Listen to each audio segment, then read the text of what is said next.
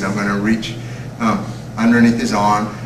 I'm going to hook this instep in, and then keeping my body round like a bowl, I'm going to roll onto my shoulder and finish the technique like this. It's also important that you continue to roll through. A lot of people, they try to do it like judo guys, and they lay flat on their back and they try to kick up this one leg. I mean, look how limited you are. But if you like roll, keep your whole body into it, and just roll into it, look how much more extension you have. So I'm here, Mr. McMahon's my uke. I'm like this, I kick this one leg out, my elbow and knee are touching, and it doesn't matter what I do with this. I can grab here, I hold this in tight, and I'm just going to roll onto my side and kick him over. Come on top of him. Again, let's deal with your back facing the camera. I'm here, I kick this out, and then I roll onto the side. Not the position. Keep in mind that he will defend by arching his back, and or rather he's going to sprawl. So sometimes the arc isn't a perfect circle. Sometimes you have to push almost parallel to the ground like this, like across the ground in a plane. So again, watch the way with my invisible training partner first. I'm just like this, keep driving and driving and driving and driving. So just give me like a modicum of resistance, sprawl just a little bit. I'm here, he starts to sprawl just a little bit. So what I do is I just keep pushing sideways. And now this time I'm driving somewhat parallel to the ground. Very important concept to understand that the arc won't always be a bowl, but sometimes it'll shoot across the ground and come over, kind of like an arrow, kind of shoots through, planes out, and then hits its target. Okay, to the single leg. This technique is best done when we do the hook flip from this grip, because that way he can't counter our technique. Let me do the hook flip from this technique first. I have his elbow, and this time you see that I'm grabbing his jacket and I have one hand wove underneath his arm, and then I'm going to keep my bowl shape and I'm going to roll onto my side and come over. Same technique, exact same technique, only with a different grip. This time, as I do it, Mr. McMahon's going to put this leg out to defend, and I'm going to come back, and just like with all the other single legs, I'm going to take my pinky and pull it along his heel so he falls backwards.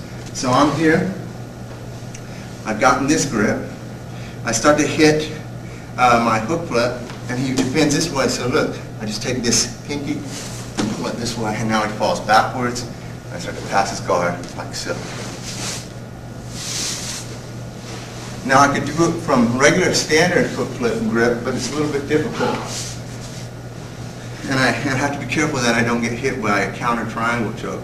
I'm here, I start to hit my hook flip, he stands, and look, I take this pinky, I grab this leg, come back to the single leg, and I start to pass his guard like so.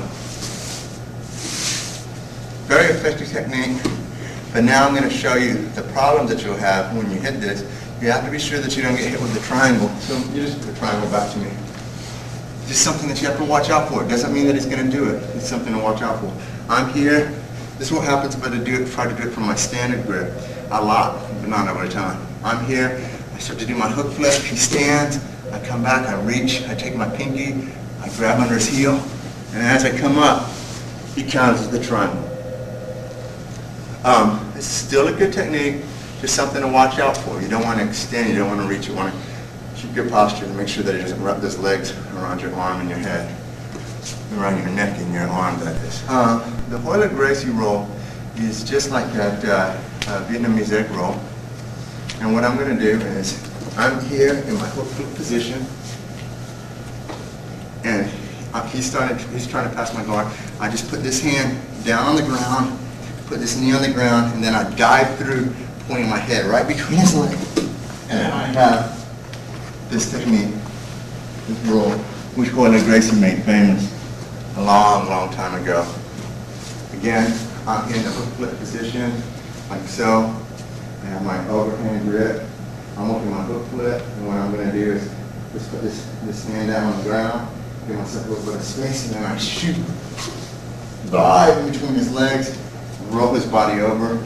I make sure that he can't close his guard, right? And then I let go here, bring this over, and inside control.